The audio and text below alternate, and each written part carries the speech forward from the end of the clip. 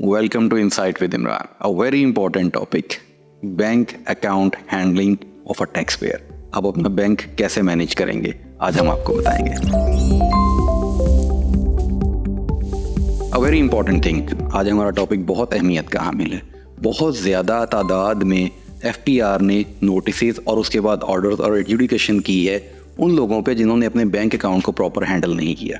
Bank account की credit entries इस बुनियाद पे बेतहाशा एडजुडिकेशन हुई है। बहुत से लोगों को बहुत हैवी अमाउंट में टैक्स लगा है और लोगों को बिल्कुल अंदाज़ा नहीं है कि ये जो बैंक अकाउंट में हम पैसे जमा करवा रहे हैं, क्लियरिंग लग रही है, चेक्स आ रहे हैं, ट्रांसफर्स हो रही हैं, इनका जब टोटल होता है क्रेडिट एंट्री का तो वो रिकंसाइल नहीं होता उनकी सेल्स के साथ, उनकी सैलरी के साथ या उनकी इनकम के साथ। तो वो कैसे उसको मैनेज करें।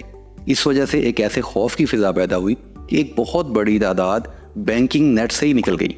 वो काम ही बैंक से ले गए बाहर उठा के, कैश बेस्ड बिजनेस बढ़ा है। ये भी नुकसानदेह है, ये अप्रोच गलत है। आज हम आपको मुख्तसरन बताएंगे कि बैंक अकाउंट को आपने किस तरीके से हैंडल करना है ताकि आप किसी भी प्रॉब्लम में ना आए। देखिए, सबसे पहली बात, आप अपना बिजनेस कर रहे हैं या आप सैलरी ले रहे हैं तो एक फिक्स्ड अमाउंट ऐसी है जो कि आपके बैंक में आनी है।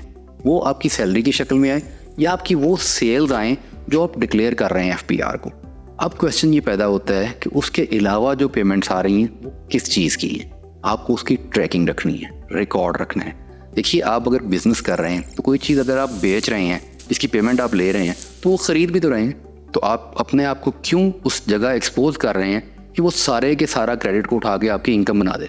आप उसको रिकंसाइल करिए, उसका ग्रॉस प्रॉफिट निकालिए, उसमें से अपने एक्सपेंसेस लेस करिए और वो तमाम क्रेडिट एंट्रीज जो कि आपके बैंक में आई हैं उनको अपनी सेल्स के साथ रिकंसाइल करके अपनी परचेज और एक्सपेंसेस के अगेंस्ट निकाल के प्रॉफिट डिक्लेयर करें।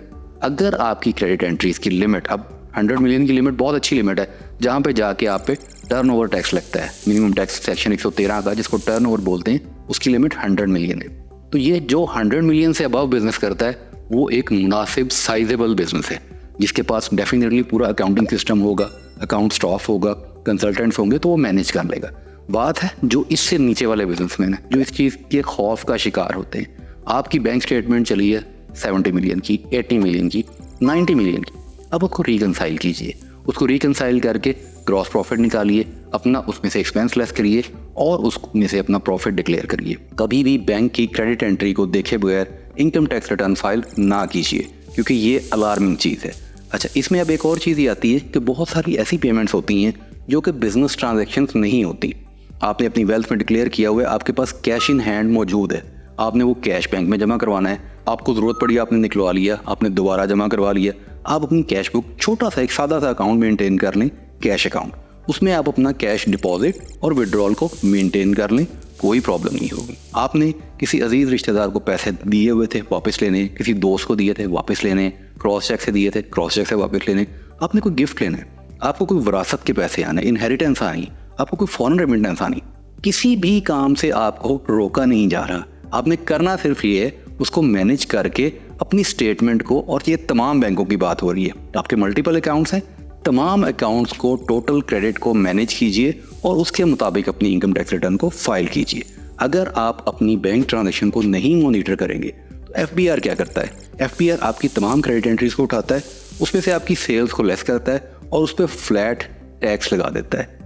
अगरचे अदालतों में अब इस चीज़ को चैलेंज कर दिया गया है और उन्हें कहा गया है कि देखिए, अगर कोई चीज़ किसी ने बेची है और वो नहीं बताई तो उसमें कुछ ख़रीदा भी होगा, वो 100% उसकी इनकम नहीं बन सकती। उस पर GP रेट लगाएं और उसके मुताबिक उस पर से टैक्स ले लें। तो ये एक उसका सलूशन है जो कि एडजुडिकेशन में जाएगा लेकिन परेशानी का बायस बनेगा। तो इसका बड़ा ही आसान हल है कि आप अपनी बैंक की क्रेडिट एंट्रीज को मॉनिटर कीजिए और उनको रिकंसाइल करने के बाद उस पे अपना प्रॉफिट निकाल के उस इनकम के मुताबिक अपना टैक्स दीजिए और किसी भी किस्म के डर से महफूज हो जाइए। तो ये बहुत इंपॉर्टेंट चीज़ है। आज हमने आपको बैंक की क्रेडिट साइड को मैनेज करने का तरीका बताया। इंशाल्लाह जल्दी हाजिर होते हैं अगली वीडियो के साथ।